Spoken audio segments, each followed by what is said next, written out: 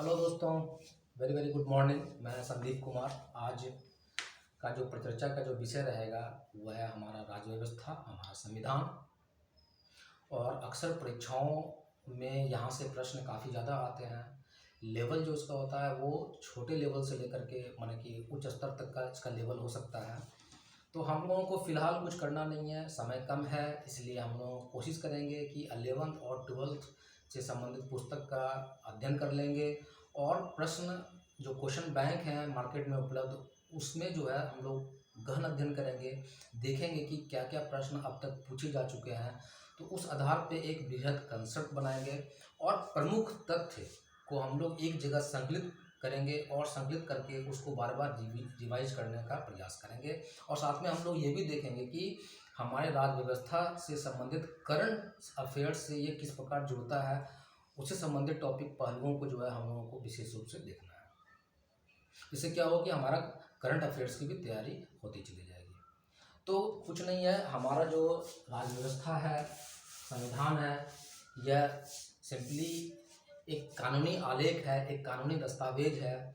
और कार्यपालिका, विधायिका और न्यायपालिका को यह जो है मार्गदर्शन प्रदान करती है, उत्तरदायित्वों का निर्धारण करती है। तो सबसे पहले जो ये जानना होगा कि जो संविधान जो शब्द है, इस शब्द का परिचय सबसे पहले हेनरी मेनन साहब ने करवाया था। और यदि संविधान सभा की बात की जाए तो संविधान सभा का सबसे पहला जो गठन का कार्य किया गया था वो अमेरिका किया था। इसलिए इस प्रकार अमेरिका वह प्रथम देश हो जाता है।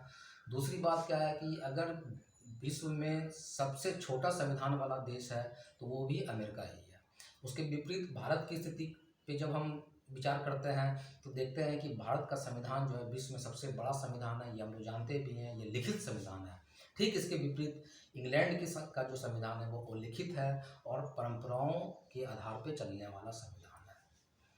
इसके अलावा हम लोगों को ये भी पढ़ना होगा कि 1773 में जो रेगुलेटिंग एक्ट जो आया था उसको ध्यान से देखेंगे, वहीं से जो है ना संविधान की विकास की प्रक्रिया प्रारंभ होती है। और ये विकास की प्रक्रिया किस प्रकार से प्रारंभ होती है, उस सारे प्रमुख बिंदुओं को जो है उस पर हमको दृष्टिपात करना है। जैसे कि भारत में मानवेंद्र नाथ जो है सर्वोत्तम संविधान का विचार रखा था। उसके बाद 1924 में महात्मा गांधी ने, फिर 1928 में मोतीलाल नेहरू ने तो गजब ही कर दिया।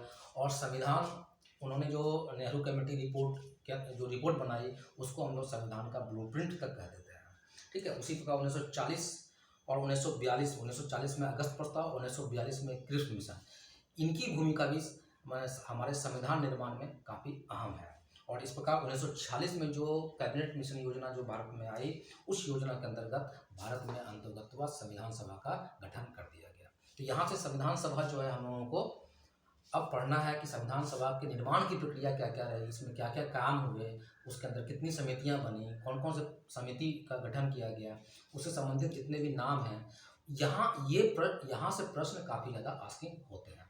तो उसी क्रम में जो है तो इस तरह से अगर हम लोग धीरे धीरे आराम से पढ़ते हैं, टॉपिक बनाते हैं, पॉइंट्स बनाते हैं, कुछ प्रमुख तथ्य का कलेक्शन करते हैं, तो निसंदेह जो है हम लोगों का परीक्षा जो है उसमें से एक भी प्रश्न जो है छूटने की संभावना नहीं होगी। Thank you. अगला टॉपिक जो है हम लोग इसी को आगे बढ़ाएंगे संविधान सभा से।